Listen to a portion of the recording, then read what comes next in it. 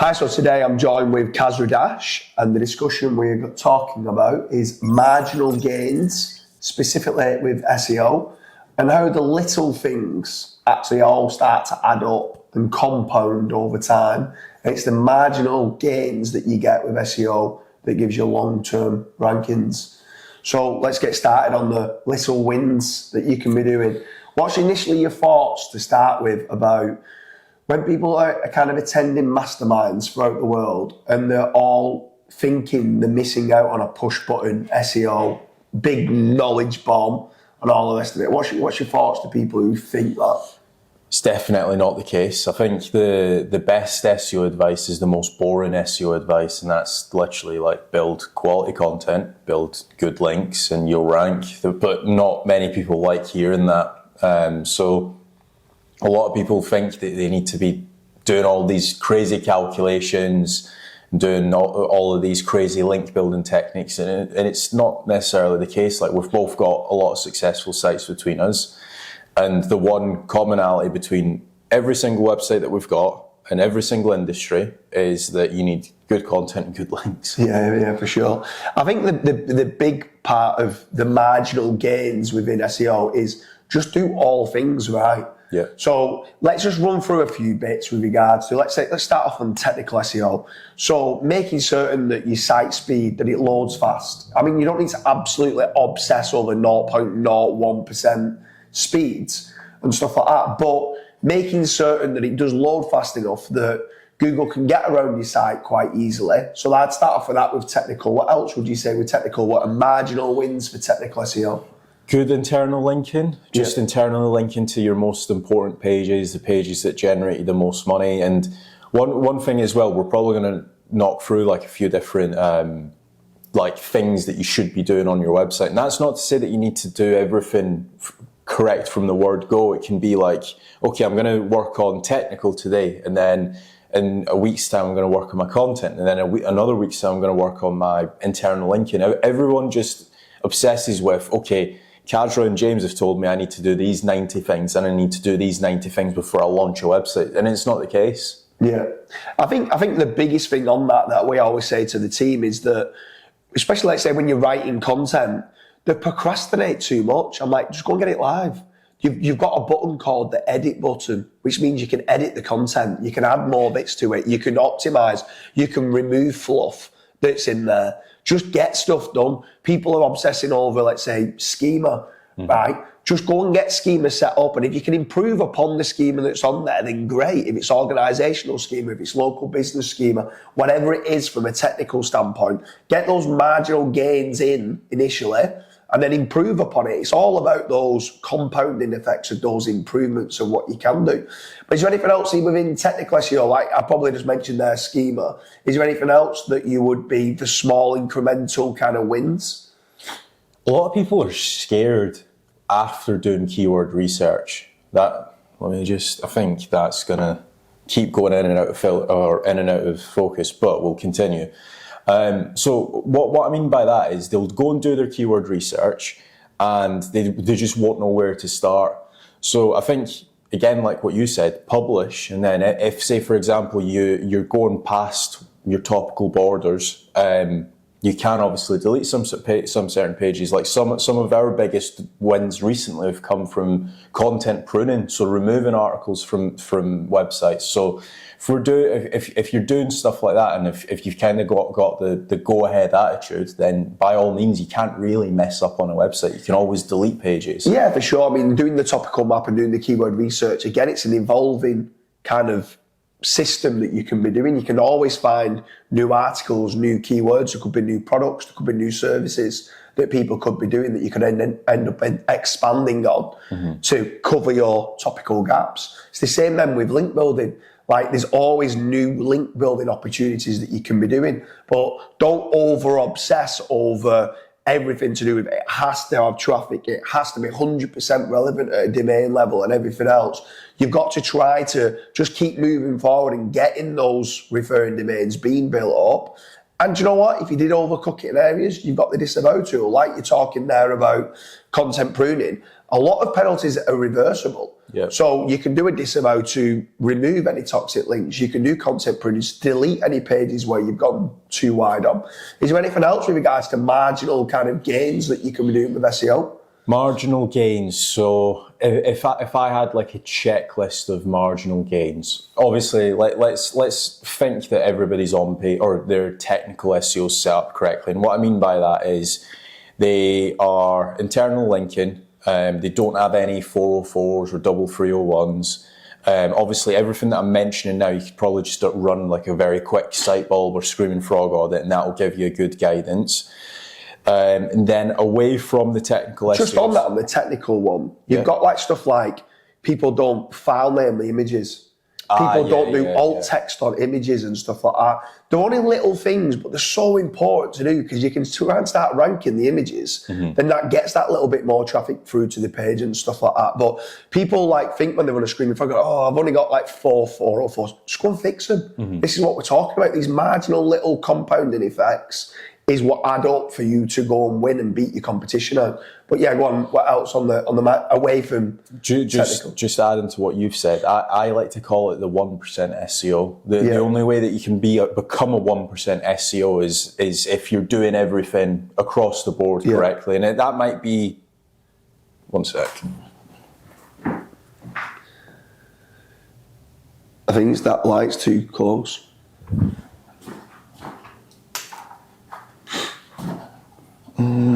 What are you going to do here? It's too bright overall. Will she go through it and edit this out? Yeah. Well, Wendy won't, but one of the editors will.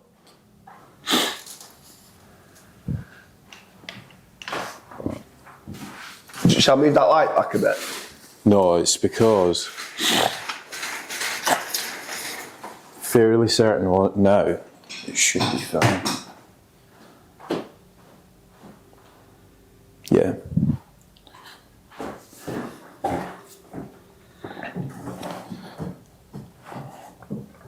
So the lighting's changed if you have been paying attention. But going back to what I was saying before. That's a 1% gain on the lighting. 1% gain. But what I was saying before is if you want to become a 1% SEO, and what I mean by that is it's not necessarily based off of earnings, but like the 1% SEOs are like the guys that are like ranking in slots, for example, ranking in gambling or CBD and stuff. If you actually run an audit across all of their websites, they do a lot of things, a lot of the foundational things correctly. So they've got schema set up. Their files are obviously optimized to rank in Google Images. They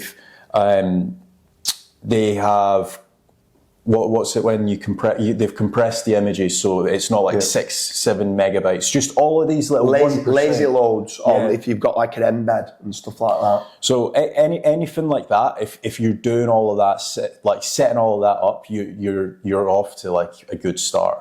And then away from that, it's probably the keyword research. I would say that's pretty important. Like I done a video last night on the reasonable surfer patent. And again, so some people will, like it probably goes like above their head, but I've tried to explain it very easily in the sense that you kind of need to be thinking of like what queries is somebody searching before and potentially after your product. So if you are selling, let's say, running shoes, are you covering the topic in its entirety of can that person that's purchased their running shoes then come back to your website and learn more about how to take care of their running shoes?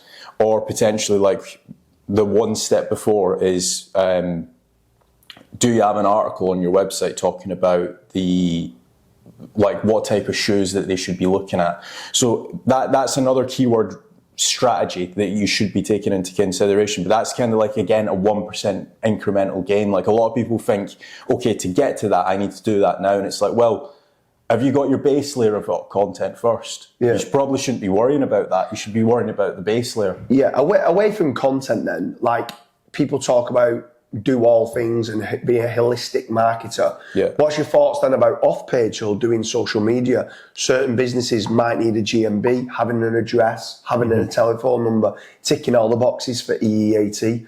Is EEAT even a thing in some industries? Maybe it is, maybe it's not. But again, these small incremental changes that you can do to improve the site might just add a little bit more trust to convert an existing client. Forget just about Google. Having the telephone number and an email address and everything else that you can have put on there, having accreditations, having awards that you've won, having review schema being set up and stuff like that. Again, these are all marginal little wins that you could sit there in an SEO mastermind and debate, is it worth it, is it not worth it? Just do all things correctly and you'll go a long way. Yeah, I think, again, like a lot of people get annoyed when we say build a brand, because it's like, oh, well, it's easy for you to say build a brand. It takes years to build a brand. Go and check Surfer SEO. They built a brand, and like their website was quite literally non-existent 2-3 years ago. And they have done everything that you've mentioned. So they've got a YouTube channel, they're running Facebook ads, they're doing Facebook social, they've got a Facebook group. They've got affiliates talking about them. They've literally done everything that we basically recommend to website owners and business owners in a very short period of time. So if you are winning awards, go and get some link building awards being done. If you do have a GMB, go and get some citations being built. Go and get like a press release service so your NAP's being listed across the entire web. All of these little 1% things, and it's not to say that you need to do all of these things in the next 10 days. This might be like a 6-month SEO strategy or a 12-month SEO strategy, that depending on your SEO budgets and stuff. But if you're doing all of these things, and if you're improving, even if it's like month to month or day to day, you're obviously going to get that end result that you desire. But what a lot of people think, and this is something that we were talking about before we actually press the record button, is, say, for example, somebody wants to rank for personal injury lawyer New York. Everybody, or a lot of business owners, that's the only keyword they care about. They don't care about how well their website's doing overall. They're like, oh, well, that keyword over there is position 8 still. I'm a bit annoyed. And it's like, well, you're getting 4,000 more traffic over here. Why are you annoyed about that? You're getting leads from here, but you're only focused, like tunnel visioned on that one keyword. And it's like, I see it time and time again, and it's like, well, you're getting 4,000 traffic, but you're only concerned about that. I tell you what's mad, it was an interesting stat that I didn't know about with regards to marginal gains.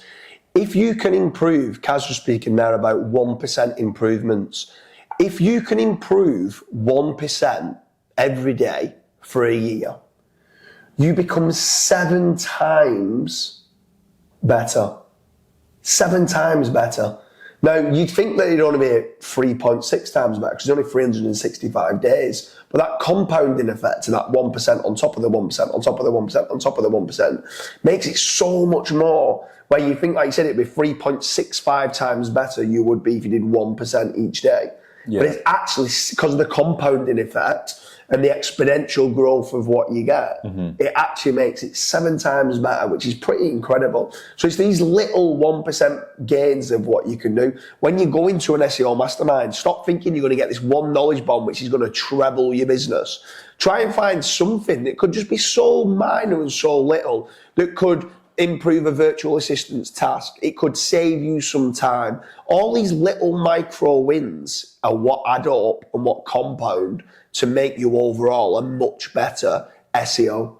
What's some compound gains that you've done over the years? And it's not to say like what's been some knowledge bombs, but what's been some things that stand out to you that you're like, that actually saved me a lot of time, or that saved me a lot of money? So they're so minor. So they are literally, if I'm rhyming off a load of them, they are improving site speed, improving silo structure, adding alt text to images, making them the media rich, so adding images and adding videos, sharing the images and videos on social media, trying to get traction with regards to improving the way that I write social media posts that get more retweets or more likes and more comments and more click through to my website, making certain I'm trying to rank my videos better, improving my thumbnails of my YouTube videos, having tags on there, sharing once I've done the video on social media. They're all little easy things that you're going, James, there's no knowledge bombs there.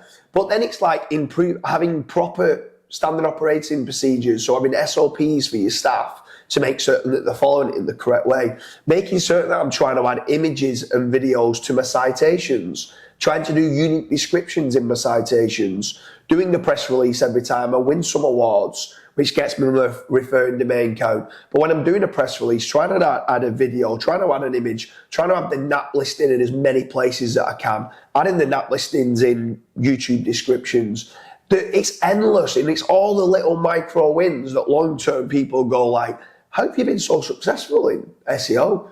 And I'm like, I sit there and I go, I'm a businessman. I'm not an SEO. Because if you want to speak about knowledge bombs, there's probably a lot of other people that are more intelligent about SEO than what I am. Got the latest hacks, the black hat techniques of what work, but all these little compounding wins over time, it's just enough to beat the competition. Then move on to another site and just do just enough to beat the competition and do another site. Recently, we've started to improve upon what a good quality link looks like. So we've been disavowing some links. We've now tried to start improving, going through like the blacklist of guest posts. So we're not paying $200, $300 for a link that actually has got no trust and has got a little bit of toxicity. Yeah. All those little wins all start to stack up, because every time you're looking to acquire a new link, you know that it's got trust and it's got power and it's low in toxicity. Trying to get semantic triples into the content. I didn't even know what a semantic triple was. Like, I'm sat there like a school kid, and I've been doing SEO for over 10 years. When someone sat there telling me, do you get semantic triples in? I'm like, I'm thinking of advanced because I don't do keyword research, I do topical research, and I get entities on a page and thinking, I'm advanced, me. But then when they start talking about SPOs and semantic triples, I'm like, what even do you mean? They start talking about the macro and the micro content, contextual borders, like what making certain that even the head in a hierarchy is really important. So when you start like little things like, okay, it's a how-to, like H2, okay, it should be a numbered list, or it should be a video explaining how to do what the question is. If it's a list, normally it's a bullet point list, unless you want it specifically in an order, like a top 10 might be a numbered list. So all these little things, if we're doing comparison, maybe putting a HTML table on there. So you're structuring and you're getting a HTML to text ratio to be good. It's all these little micro wins that you do over time and incremental kind of gains of what you can get that make you a better SEO. It's not a knowledge bomb going, okay, if I inject this bit of code 300 pixels to the left, I'm going to jump to position number 1. Do you know what I mean? I'd love it to be that. It's not white text on a white background. It's actually providing good quality content for the user. Plus, like you've mentioned, removing fluff, removing contextless words. Actually, I used to be obsessed with correlation. Oh, I've got to get these words in 16 times on the page. Oh, this question of this article needs to be 3,400 words because correlation tells me that it needs to be 3,400 words. If I can answer it and get all the entities in most important terms on the page and answer it in a more concise manner and doing it in 1,900 words, that cost of information retrieval for Google, as long as I'm answering it as good as I can do, and I'm getting all the different variations and examples on the page, 1,900 words is better than 3,400 words. But everyone's obsessed with content length, saying, oh, well, if they've done 2,000 words, I need to do 2,200 words. Actually, no, it's the opposite. It's how rich your content is with value, getting the attributes in there of the rare, the root, and the unique, getting those in and going, okay, this is important. So it's for me, I sound a little bit like I know what I'm on about. I don't. I just know when I'm speaking to my content team who are editing, they're the bits that they're telling me. When I'm speaking to the link building team that are doing the testing, they're telling me that this is toxic, this is trusted. Oh, you need to be careful on this. Oh, try and get the link higher up the page. It kind of passes more weight if it's higher up the page than right at the end of the article because of the reasonable surfer pattern. It's all little things like that. If we try and rank the guest posts and physically optimize the guest posts to rank, which at Searchery they're called power posts, if that page on that guest post starts to rank and gets traffic, it's providing more weight through to the link. So it's all little things like that all marginally add up that makes it key. I think one thing, like you started off very basic then. So you were like, yeah, having a fast website, doing it, like optimizing your images, alt tags and stuff. That's all like, I'm hoping everybody that's watching this is already doing that. But then you start getting very advanced very quickly. One thing to bear in mind if you guys are watching this is that that's took you years. Do you know what I mean? Oh, yeah, of course it has, It's not been like right, I'm awake, I'm going to learn more about semantic triples or page weight and page rank and stuff like that. It's kind of like, right, okay, now that I've got my strong foundational website set up, I've got maybe 40, 50 articles set up, now I'm going to actually learn a little bit more on how to improve the content. Yeah. Or now I've built, let's say, my 60 foundational links or my 200 foundational links. Now I'm going to learn a little bit more on toxic backlinks and what type of links actually push the needle, what type of links I should ignore and stuff like that. Yeah. That's kind of like over time you start to get better and better at that. It's not something that you just wake up and you're like, right, okay, I'm going to learn. Oh, no, yeah, for sure. Like you said, I've been in it for a long time. Every day is a school day for me. I want to learn every single day. I want my team to innovate or they're going to evaporate. I always push upon innovation with now new AI prompts and stuff like that. See, there's certain people that are watching this will be like, oh, Dooley, you're making up terms with semantic triples. I haven't made that up. That's actually part of linguistics. Do you know what I mean? If you actually start to look in, a semantic triple looks at the subject, the predicate, and the object within a sentence structure. It's just having the sentence structure correctly. You're going, oh, you're just doing complex words to sound good. I'm not. That's what the terminology is for that. It's like the other day in one of the groups, someone was talking about the salience of an entity and everyone was commenting, oh, you don't need to worry about that. And I'm like, no, you do need to worry about that because the salience of an entity is how confident and the prominence of that entity. So it's how important that entity is within the topic. I want to try and get that, if it's really important, higher up the page and potentially in the introduction, because it's the most important entity related to the topic. So all this is important. And again, these are the little marginal wins that you can get. Does that mean that adding the highest salience entity in the introduction is going to automatically get your ranking? No, it's incremental gains, but will it help? Absolutely it will help. If you don't understand all these little marginal gains that you can get within SEO, you will struggle. But if you can understand every part of it, from schema to technical to topical authority, to how well your page is written, to your backlinks, and then your social media, and then building a brand and trying to get a positive brand SERP and a positive sentiment around your brand so that people are having a good user experience. And if they are going off to check who you are, they're going, yeah, well, I like these. And then the conversion's going to be higher and everything else. So again, there's certain things off page that isn't just for better rankings, it's for branding purposes as well. And like you said, for branding with regards to like how Surfer SEO have done, could you get an affiliates involved? Could you shout and scream about awards that you've won? Can you go and get yourself more reviews? The amount of companies that we speak to that say, yeah, we've been trading 15 years, we're by far the biggest artificial grass company in the UK. Oh, that's great, you're telling me that, but you've got 3 Google reviews in the lifetime of you've been trading. Do you think that's good enough? Yeah. Go and start getting some more Google reviews. Do you know what I mean? Like, go and try and start promoting to your customers. Can you leave us a Google review? Can you leave us a Yelp review? Do you know what I mean? Trustpilot. A Trustpilot review. Can you go and get some video testimonials and then share it on your social media? All these trust signals then can all start to stack up as well. And potentially adds to your SEO value with regards to EEAT signals, whether you want to believe that or whether you don't. Like, just do all things. And when you do all things holistically, a rising tide lifts all ships. Yeah. Doing these marginal gains, everything together collectively, will make you a better SEO. Yeah, definitely. So we hope you like the video with regards to marginal gains and doing them 1% improvements for your SEO efforts.